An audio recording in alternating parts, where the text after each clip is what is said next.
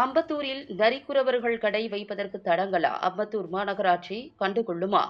சென்னை அடுத்த அம்பத்தூர் மார்க்கெட் பகுதியில் சாலையோர வியாபாரம் செய்யும் நரிக்குறவர் சமுதாயத்தினரின் கடையை அப்புறப்படுத்த காவல்துறையுடன் சேர்ந்து அரிசி கடை உரிமையாளர் தனது கடைக்கு முன்பு கடை வைக்கக்கூடாது என்று கூறியதால் நரிக்குறவர் இனத்தைச் சேர்ந்த பெண்கள் திருமதி வள்ளி மற்றும் திருமதி செல்வி ஆகியோர் தங்களின் வாழ்வாதாரம் பாதுகாக்க வேண்டி மீண்டும் அதே இடத்தில் தங்களது கடையை வைத்து வியாபாரம் செய்ய வேண்டும் என்று கோரிக்கை வைக்கின்றனர்.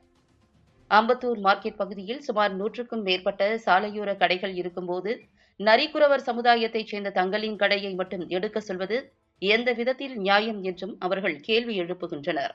இதனால் அம்பத்தூர் மார்க்கெட் பகுதியில் பரபரப்பானதால் அம்பத்தூர் காவல் நிலைய உதவி ஆய்வாளர்கள் மற்றும் காவலர்கள் அவர்களை சமரச பேச்சுக்கு வரும்படி அழைத்தனர்.